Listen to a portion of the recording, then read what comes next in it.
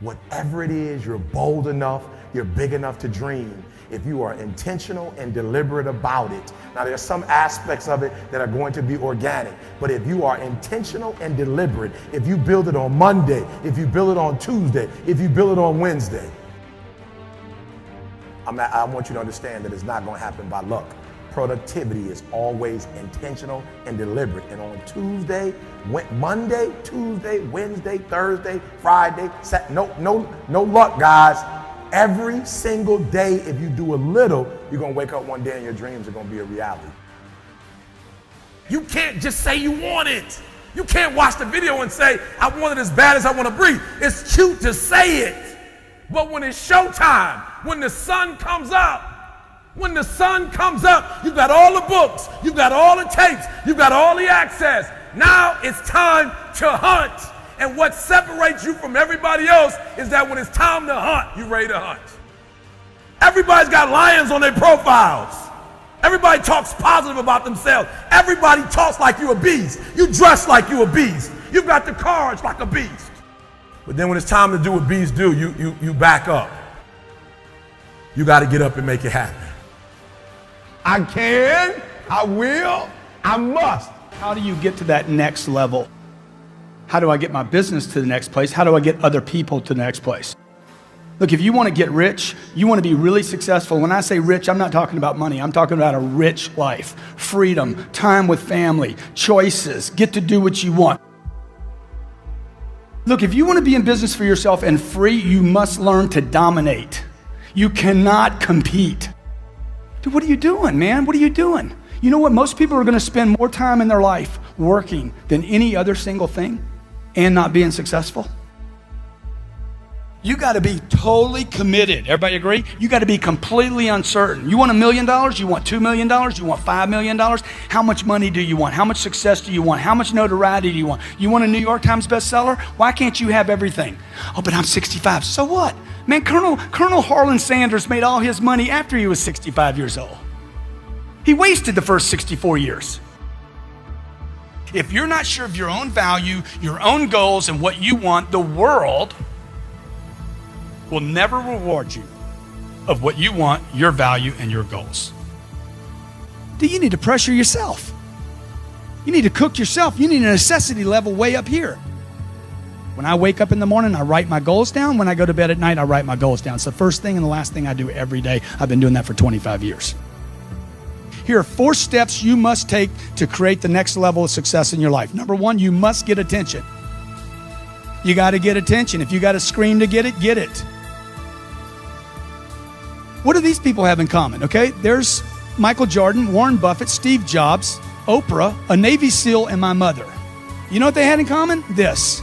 Greatness has in common immersion. They're immersed completely in their environment. Number 2, they're dedicated, completely dedicated. 3, they have a total commitment. Immerse yourself, okay? You have to immerse yourself right now with reading, the right reading, audio programs, video. Find YouTube channels that are good for you. Immerse yourself with books, audio, video daily, okay? You hit all 3 of those where I'm reading something, listening to something, and watching something. These are completely different ways to learn. Anybody can do this, folks. Anybody can do this. This is not about a college degree. This is about massive amounts of action to get attention for yourself, your brand, your company, your products, your ideas, your dreams. Life is really, really short. And I think that we don't value and appreciate, our freedoms and our opportunities in our life. The universe is yours, all right? And you need to understand that. Success does not require you to look out the window. It only requires that you look in the mirror. To be successful, you don't have to look out the window and, where's my help? Where are the people that I need? All you gotta do is stop, look directly in the mirror, and the one person you need to blow up, the one person you need to be successful is looking right back at you. And if you're willing to make a commitment to that person in the mirror, if you're willing to look at that person in the mirror and say, I'll make a commitment to you from this day forward, that whatever it takes, I'll do whatever it takes. Whatever it is you want to accomplish or whatever it is you want to do, you literally have to see it first. If you're not trying to get out of your shitty situation, then every day you're choosing to stay in it. And you can't complain about being given the choice you keep making. You know, one of my favorite quotes is, change happens when the pain of staying the same becomes greater than the pain of making a change. You know what's so funny? We want people to make guarantees to us, but we're not willing to make guarantees to ourselves. You're not brave enough. You want to put it on somebody else. The reason why I'm not successful is because of my boss. Have you ever looked at yourself in the mirror and said, I'm not getting up on time. I'm not going to work on time. I'm not putting in 120% when I'm at work. You've never looked at yourself in the mirror and said, you let you down. Until you get to that point, you let you down. You always want to blame other people. You want to hold other people to the fire, but you're not holding yourself to the fire. You just said you're giving 50%. You owe you an explanation. You need to look at yourself in the mirror and say, why are you only giving 50%? What's wrong with you? You need to put yourself on punishment. And I stopped being a victim. Stop saying I've got to wait for good things to happen to me. And I said I'm going to grind. I'm going to fight. I'm going to work. I'm going to press toward. I'm going to learn. I'm going to do everything in my power. Every single day, I'm going to do everything in my power to become a victor and not a victim. Winners win and losers lose. I can't explain it any better than that. I don't know how it happens, but winners win. And if you create a culture of losing, if you keep being a victim, if you keep letting losing happen to you, if you keep letting people do you and treat you any kind of way, it's going to become a culture.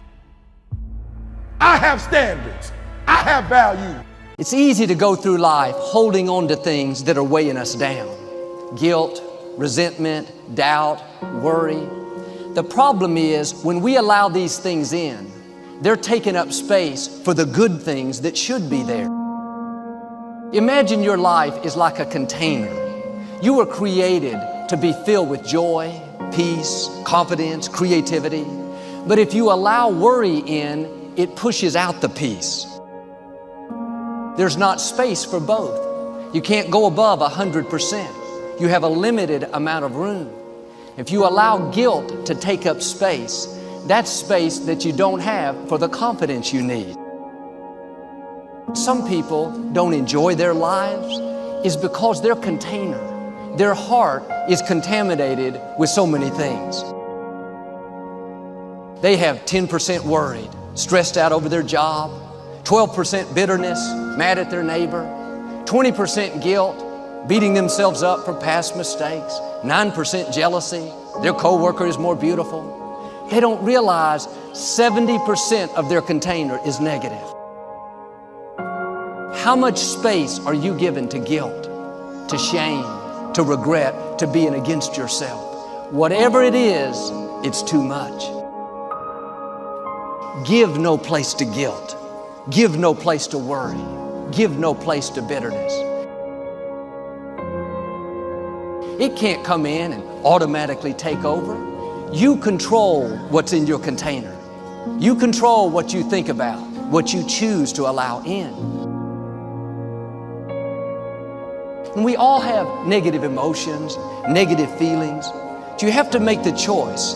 I'm not going to give this jealousy, this bitterness, this anger, valuable space and let it poison my life. I'm going to protect what I allow in me.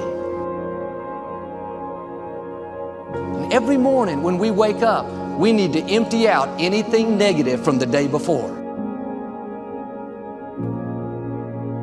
But you have to be disciplined. Say, no, I am not giving this offense any room. I am not going to let it sour my day. Or you wake up in the morning and thoughts of worry come. How are you going to pay your bills? What if the medical report's not good? You'll never get out of this problem. Don't allow that in. Take inventory of what you're giving space to. Life is too short to go through it with negative things holding us down.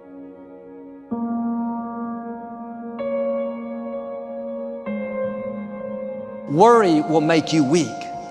Living stressed out will make you old, give you wrinkles, take your passion. Being bitter, angry, resentful will shorten your life.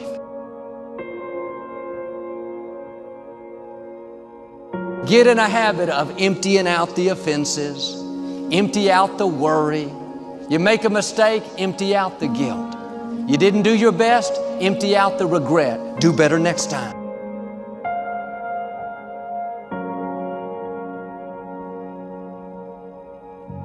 He'll remind you of every mistake you've made for the last 30 years.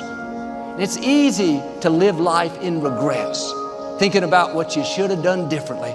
Man, I should have raised my children better. Should have been more faithful in my marriage. I should have finished college. Don't go through life looking in the rearview mirror, down on yourself, living in regrets. You can't do anything about the past, but you can do something about right now. Being against yourself doesn't help you do better. It pushes you down. Why don't you forgive yourself? Why don't you empty out the guilt? Why don't you turn off the accusing voices?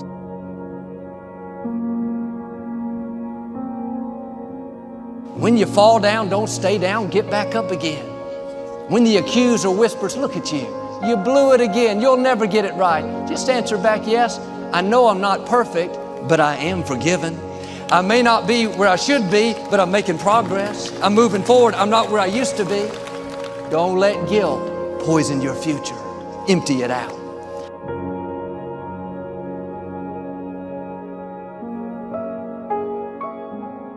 Somewhere deep inside, you know what kind of person you were designed to be. If you want to produce great acorns, think like an oak, not like an acorn. Think like the person you intend to become. Like the Christian question, what would Jesus do? Ask yourself, how would the person I'd like to be? The acorn has three parts. It's got a stem, a cap, and a seed. And the stem represents its connection to the past. All the acorns, all the oaks that have ever existed in its line before are encoded in that transfer through that stem, the legacy into this acorn. The cap holds onto the seed until the seed's ready to grow on its own. So the cap represents your coaches, your mentors, your role models, your guides, your parents, your friends, your teachers. What kind of seed is in you? I believe part of our responsibility in life is to find out who we are, to discover ourselves. First off, we need to respect our nature. We need to realize we are part of a continuing chain that carries a legacy and a responsibility. There are many things we can do with our lives. And I think it's our job to find out what those things are and to do them as well as we possibly can so that we're passing along the right imprint for the next generation. So first, we need to respect our nature. Second, we need to know our nature. Take Aristotle's advice, know thyself, but know things about yourself that most people don't discover. For example, know how you're smart, not just how smart you are in comparison to others. In what ways are you smart? Know what you care about. What are the values that motivate your choices? If you will spend 1 extra hour each day studying your chosen field, you'll be a national expert in that field in 5 years or less. So nurture your nature. Figure out, first off, I am valuable. Accept that. I want to know who I am, and I want to know how I operate and how can I understand me better. And then I want to nurture that nature. I want to apply myself in the world and put myself to work in such ways that the rest of the world says, well, that's cool. So ask yourself every day, how would the person I'd like to be do the things I'm about to do? The truth is very concise. The words are very few. But people don't want to hear the truth because the truth hurts. But you grow from pain. You really do. You can't know how to deal with success. You can't know how to deal with failures. You can't know how to deal with the bumps in the road that if you haven't had a taste of everything. We all have next level ability. There's not other people that aren't holding you back. Your boss isn't holding you back. Your parents aren't holding you back. Those are excuses. To me, there's no such thing as luck, okay?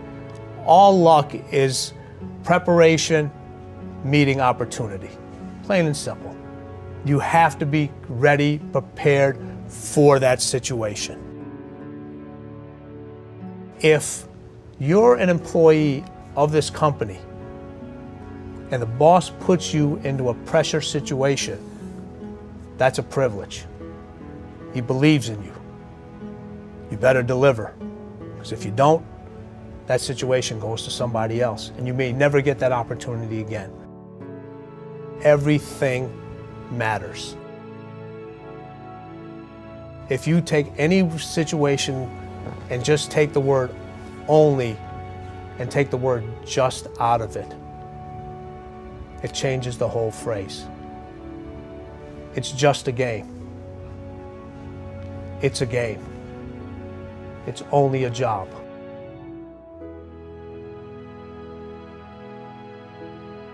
The body has limitations, the mind does not. We focus so much on what goes on from the neck down that we forget it all starts from here. Everything starts from here. If you're not mentally ready, you're never really physically prepared. And that's where the preparation starts. I firmly believe that everybody in this room, everybody on this planet has a gift. It's your job to figure out what that gift is. Then it becomes your job to decide whether you're going to act on that or not. Everyone sees the work that you put in, but it's what you don't see is going to determine how far you're going to get. I hear stuff all the time. People say, oh, look in the mirror and you'll see why you're not succeeding. I don't believe that, okay? It's what you don't see in the mirror. That's what's holding you back. It's what you're not willing to see is why talent is not enough. And when you finally see it and accept it and decide to work on it, then you can take that next level. A lot of people ain't honest with themselves about what they really want. You want to make more money than you've ever made. You want to travel the world. I don't know. You want to build your second home. I'm not sure what you want, but I need you to understand that you got to give some. You can't stay where you are and go where you're trying to go. Do not let any job that you do kill your dream, because the only thing that can make you feel alive is your dream. Honestly believe that if people are not calling you crazy, your dream isn't big enough. No matter how many people told me no, no matter how many people lied to me, focus on one thing. Make it your priority and stick with it no matter what. Whatever your dream is, whatever your goal is, you're not going to be able to make it happen if you don't have a dream party every day. Like, you've got to have a dream session. You've got to take out 10 minutes, 15 minutes, 20 minutes, however much time you have, and you've got to actually go in a room, close the door, and you've got to see yourself doing it. You've got to feel yourself doing it. You've got to actually walk in it. You've got to go in the future, live it out, come back in the present, and start working toward it.